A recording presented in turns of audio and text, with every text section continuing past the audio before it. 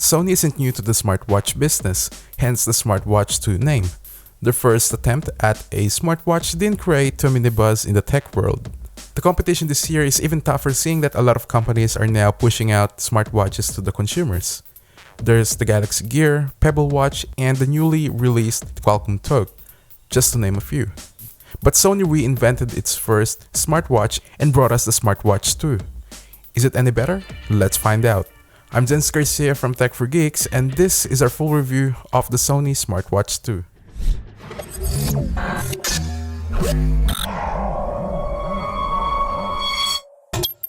I would like to thank our friends at Mobi City for providing us the device. I have their link in the description box below, where you can get your very own smartwatch too. The watch has been redesigned through every aspect of it. It is still very sporty and not too flashy compared to the competitors. It is meant to have a similar design to the Xperia devices, and at the same time, it maintains its great build quality. It has the same power button as the Xperia Z1 and the Xperia Z tablet and other mobile products from Sony.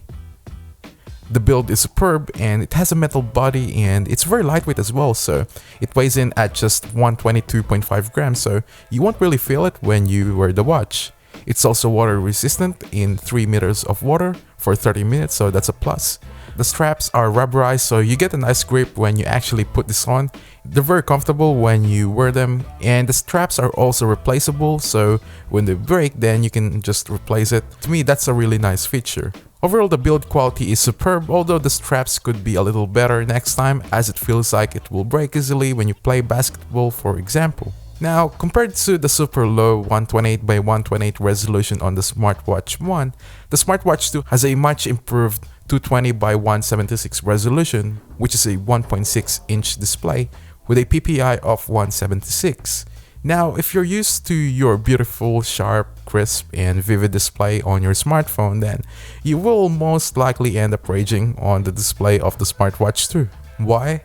Well, the text aren't sharp and crisp, and I hate to say it, but I feel like I'm looking at the Z1's washed out display. More on that, its transflective LCD display seems to attract glare a lot. Now, you can think of the display as a hybrid screen because it can use either ambient light or its own backlight, and the display is disappointing overall. After using the Galaxy Gear, I can definitely tell you that there's a big difference between the two. The device is basically a second screen for your Android smartphone with very limited capability. It's compatible with phones that are running Android 4.0 and up, and I think that's a really nice job from Sony. And if your device is NFC compatible, then even better. Simply place the back of each device to start the setup process, and it will prompt you to download the Sony Smart Connect app. And if your device isn't NFC compatible, then that's completely fine as well, as you can pair it using Bluetooth. Out of the box, there's just a small amount of applications pre-installed. Basic applications like alarm, calculator, and stopwatch. But when you start launching the Smartwatch app, it will show you the recommended apps such as Gmail, Twitter, messaging, and run static. There are a lot of applications from the Play Store, but man, most of them just aren't optimized for the device yet. In other words, they are pretty bad. It's also lacking of customization to take advantage of it, so that's another downside of the software.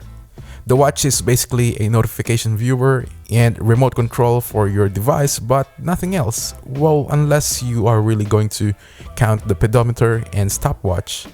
It's also lacking of consistency in the OS. Sometimes it's super responsive and sometimes it freezes, and the delay when you are dialing on the keyboard is very noticeable. It's just not very enjoyable to use. On the plus side, the UI is super easy to use, and I love how it looks like their smartphone UI. You get the default Xperia wallpaper, and all you have to do to navigate is to swipe left and right to go through your applications. You also have a pull-down notification bar for all your notifications, so that's a nice touch. Since there are no ringtones on the watch, therefore it's backed up with a really strong vibration. Yes, vibration. Probably even if you're asleep, you will still be able to feel it. It gets annoying at times once you start receiving more notifications from different services. You can disable it, but turning on the vibration makes things a lot easier since you'll know if you received a notification or not. Despite the negativities I mentioned about the watch, this is definitely a much better user experience compared to its older brother. There are still plenty of things that need to be improved in the software to make it more enjoyable to use, but so far I like where Sony is going with this. I guess what's important feature of the Smartwatch 2 is the battery life. Sony advises that you should be able to get 3 to 4 days out of it, and they seem to be correct with that. From my own experience, I was able to get a maximum of 3.5 hours of usage, and since it doesn't let you call or text, it really doesn't consume a lot of battery, and the standby mode, it's superb. Being able to receive notifications on the watch without having to take my phone out is a nice feature on a smartwatch in general, but is it really a big deal? Well, not really, to be honest, unless you really are being lazy. Being able to skip tracks using the watch was something I found very useful, especially if you have a wireless headphones and working out at the same time. The Smartwatch 2 is waterproof, which is a great feature, and having a built-in micro USB port to charge it is even better because there's no need to bring a cradle around with you, unlike the Galaxy Gear, where you have to bring a cradle in able to charge the watch. Should you buy it? Well, to be honest, just save your money now if you're thinking of buying this and wait until next year. It may be cheaper and have more applications than the Galaxy Gear, but that's not really saying much. So that wraps our video, folks, and if you enjoyed this video, then definitely make sure to hit the like button and don't forget to subscribe to our channel. You can also follow us on Facebook, Twitter, Google+, and Instagram. Yes, we do use Instagram. All the links will be in the description box below.